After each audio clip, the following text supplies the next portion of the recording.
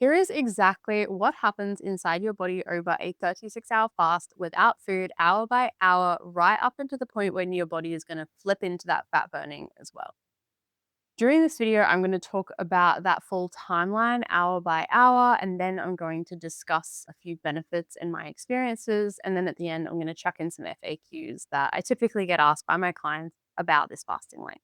So, a 36-hour fast is one full day of not eating plus the 2 nights on either side. And I have done so many of these myself. So, most of this is my experience of what I'm telling you and some results that I have found myself rather than just theory. So, with this 36-hour fast, a lot of first timers can find it pretty hard to do. That's normal.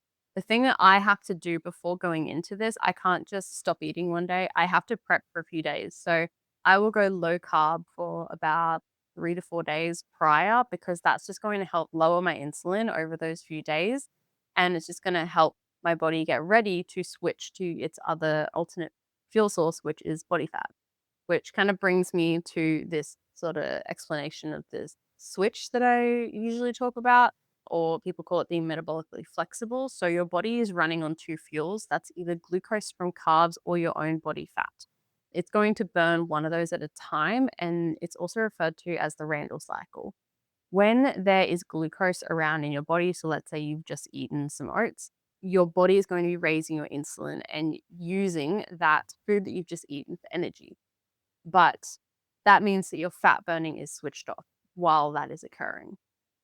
When you're fasting, as the fast goes on, insulin is going to really drop. So you're not going to be relying on that glycogen from your last meal. Your body's actually going to switch into targeting your fat stores that it put there at an earlier point for this exact reason. So you're just forcing that to happen by not eating. And your body is going to flip from running on glucose to running on fat and start producing ketones as well. And that's also why I can go a bit low carb prior to that, because that switch into ketosis is a lot easier if you're low carb first. And that switch can usually happen somewhere between 12 to 36 hours after your last meal. That depends on who you are and what you were eating prior to that and how metabolically flexible you are. If you are coming at this, you've got diabetes, you typically have a high carb, high sugar diet, you're not going to be switching into that at 12 hours. I would be very surprised. But if you're coming from a like the keto diet or a lower carb type diet and then you're going into it, you will probably switch a lot sooner. So here is the timeline hour by hour. We've got 0 to 6 hours. This is where your body is still digesting its last meal. You're probably sleeping at this point. So nothing really dramatic is happening here. From 6 to 12 hours, you're sort of early morning and waking up sort of after you've had your last meal at dinner time. The glucose from your last meal is going to get used up. Insulin is going to start falling as well. And your glycogen, which is your backup sugar that is in your liver and your muscles, is going to all just start draining right out of your body. So, those are the final sort of trace amounts of the sugars and the carbs that you have eaten. You need those to be lower so that your insulin can then come up and your body can switch into fat burning. At 12 to 16 hours, we've got glycogen is really starting to run low. Your liver starts producing ketones, or it might start producing ketones from fat, depending on your metabolic state prior to the fast. And some trace amounts of ketones, yeah, can start to appear depending on the person. At 16 to 12 hours, this is when you are really shifting into fat burning properly. And this is that sort of cellular cleanup. If you've ever heard of autophagy, which is like Latin for, I think it's self eating, your body's just going to go through your body and start eating all of the little damaged cells. Your body does this naturally, but it does ramp up when you fast because your body's basically saying, okay, well, we're not getting any food. We need to be in the best possible physical shape that we can to go hunt an animal and go find some food. Then at around that 24-hour point, people are usually in proper nutritional ketosis. If you were measuring it, it's usually about zero point 0.5 to 2 millimoles at that stage. We've got growth hormone that starts to really come to play in here, and that's going to rise to protect your muscle. I've got a bit more on that in the FAQs. So your brain is running on ketones at this stage as well, which is why a lot of people find that their brain fog can kind of clear out. If you do have some insulin resistance or diabetes, you might notice some cognitive decline as a result of that. And so that is why you might feel a lot better when you are fasting, because your body is not having that issue of insulin resistance in the brain anymore because it's switched over into burning ketones. And so that's a alternate fuel source for the brain, and you can feel a little bit supercharged and really focused if that's you. At 36 hours, this is your deep, real fat burning. This is the end of the fast. This is where your body is going to lean the absolute hardest on stored fat. For me, this is also where the hunger has usually completely backed off. So, this is we fasted for a full day and then we've woken up the next morning. Usually after that, I wake up, I feel pretty good. I don't even feel that hungry for breakfast. So if I feel pretty good at that point, I will usually try and push it maybe to 40 hours or even to 44 hours or 48 hours, depending on how I go. Now, I just want to run through a few different benefits. So we've got low insulin, like I said before. So this is hours of really drawing on stored body fat instead of fuel. There was a study that was done that showed over a 12-week alternate day fasting trial, people lost about 3.6 kilos during that time period while their muscle held steadily, which is a really good sign that the fasting has preserved the muscle while just targeting fat loss. We've also got insulin and metabolic health is a real benefit. That's one that I care about the most. A longer fast is going to give your insulin a proper rest, and in insulin resistant people, fasting really can sometimes beat a daily calorie cutting because it's really targeting lowering insulin, because there is no insulin in this diet because there's nothing that you're eating in order to raise your insulin. We've got muscle protection as well. Like I said, we've got that growth hormone that's going to rise during a bit of a longer fast to preserve that muscle. And the jury's out on how much it raises, but there's been some studies that have shown, there was a 2011 study that found it rose about 1,300% in women and 2,000% in men over a 24-hour fasting period. And like anything, that's going to vary person to person. We've also got a bit of a reset of your hunger hormones.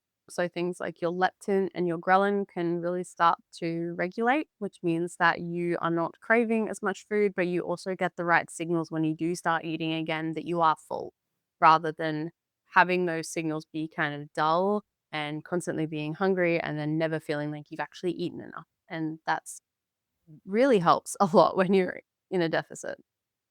Then things like mental clarity. So once you're running on ketones, a lot of people feel like they get that clean, focused headspace. It's a bit subjective, but it's a typical finding that people have.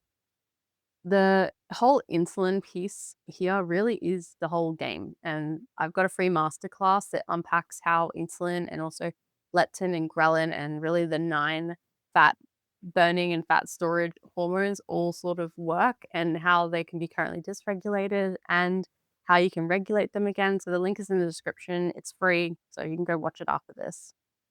Let's talk about why I would actually do a 36-hour fast. So reason one is it's really the simplest reason, but you can eat at your maintenance calories all week.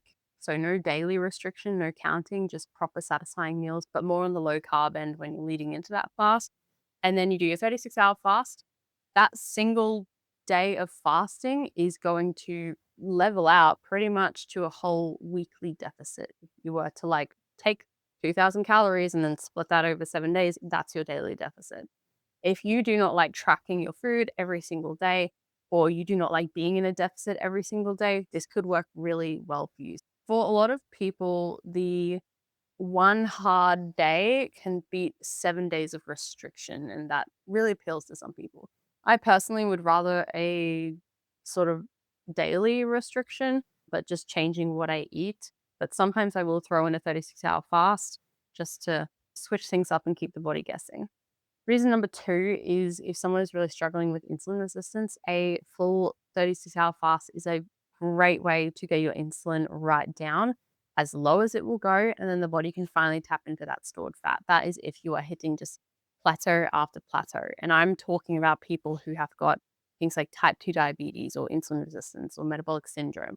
The thing that you have to be very cautious of here, or even PCOS, you have to be very cautious here If you are very sensitive to glucose, you can go too low here, and that's where you can start to feel quite hyperglycemic. And this is usually the people that react to almost everything that they're eating and find it genuinely difficult to lose weight or avoid the foods that spike your glucose.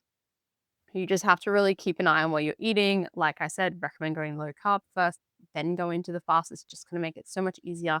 That drop as well is going to be more steady, because what's going to make you feel more hypoglycemic, where you get the shakes and you feel really lightheaded, is having high glucose, where you're on a higher carb diet and then suddenly it drops.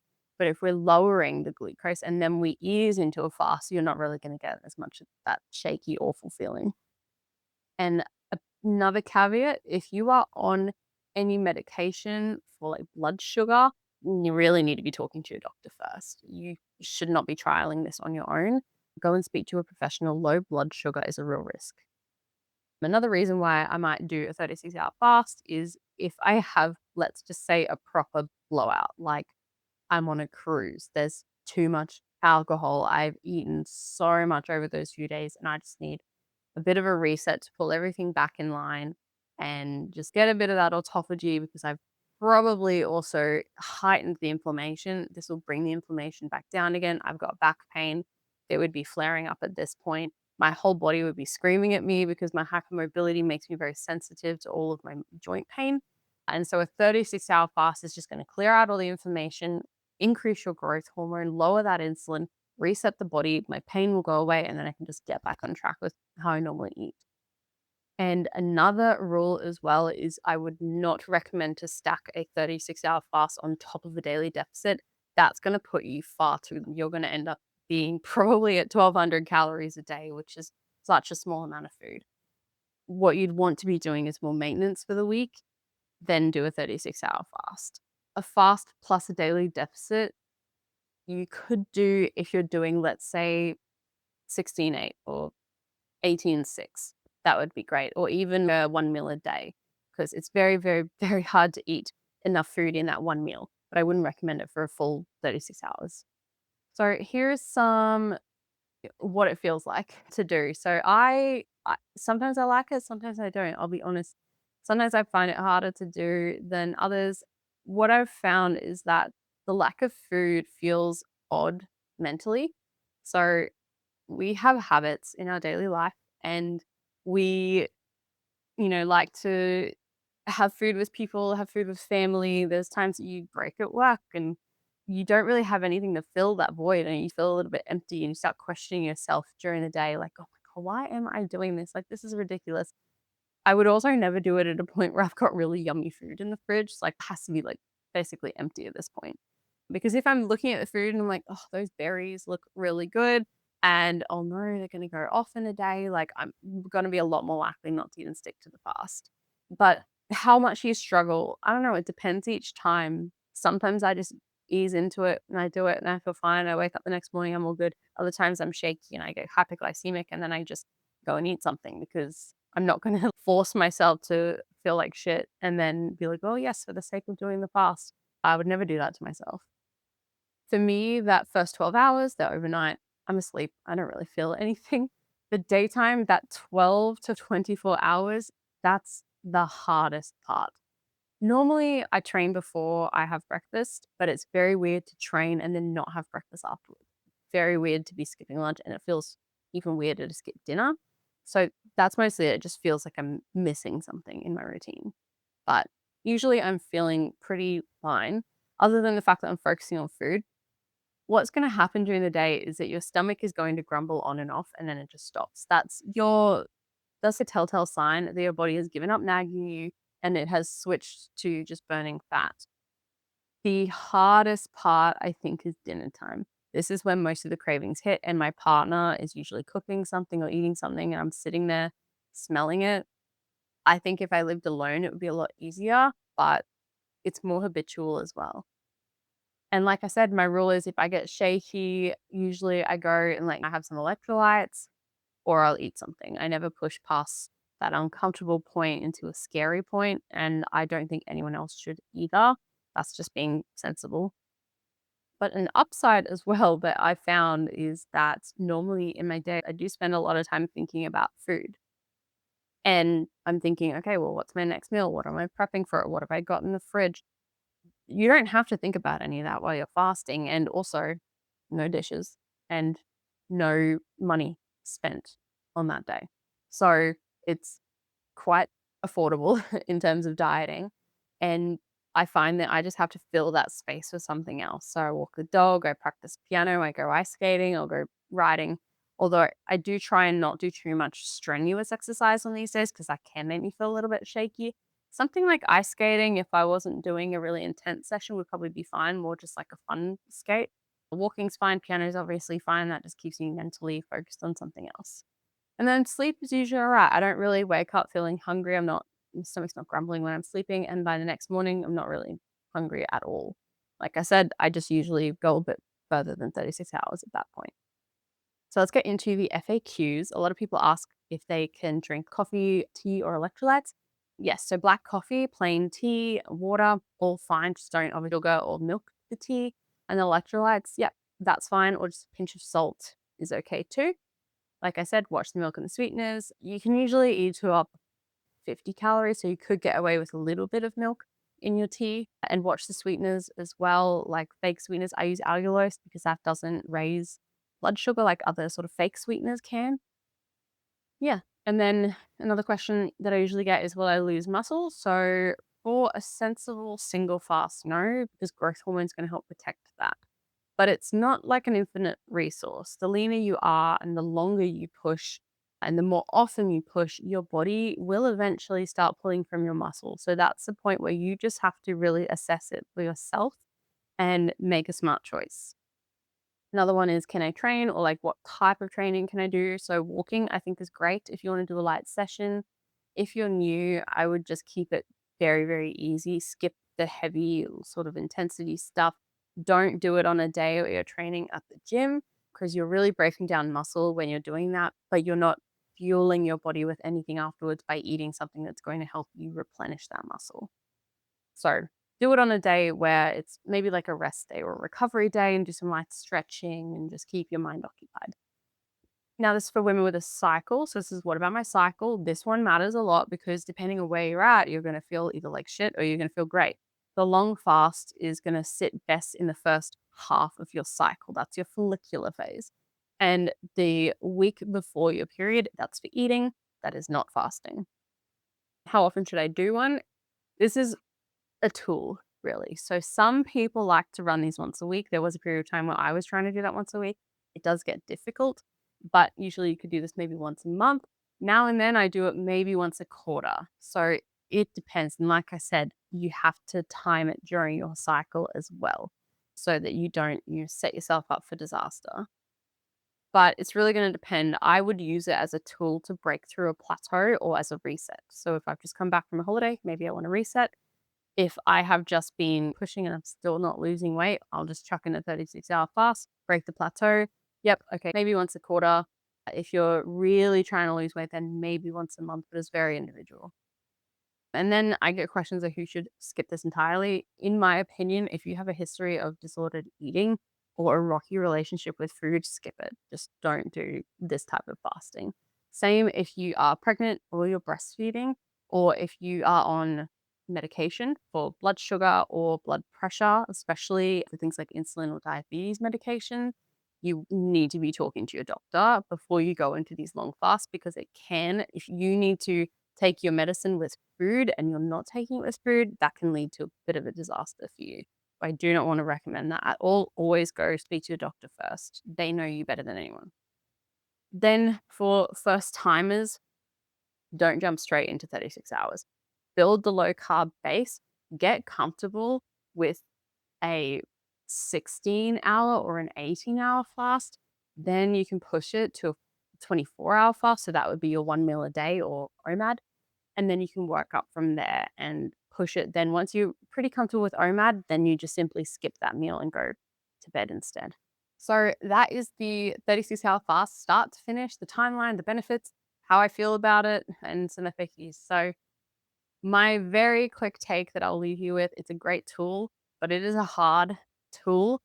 It is a bit more than not eating. It's the insulin drop, it's the hormonal shift, it's the benefits that you get from fasting and that autophagy, the cellular cleanup, but it's not a tool that I think everyone should use. And if your everyday eating already keeps your insulin low and you're already finding really good results, I don't see much of a reason as to why you should add a 36-hour fast on top of that. These days, whenever I do one, I'm always thinking, oh man, I just enjoy my normal diet when I'm in a cut a lot more than just doing maintenance than one day of fasting a week. And I'll usually drop about half a kilo easily a week just by being on my sort of metabolic method diet, which I've got linked down below, rather than, yeah, dealing with fasting and the sort of mental anguish that comes with not eating for so long. But that's just me. Thank you for watching. And if you liked this video, then you'll probably like this one that I did about how fat loss is genuinely really different for women versus men because it's just not the same game. So go have a watch of that, and I will see you over there.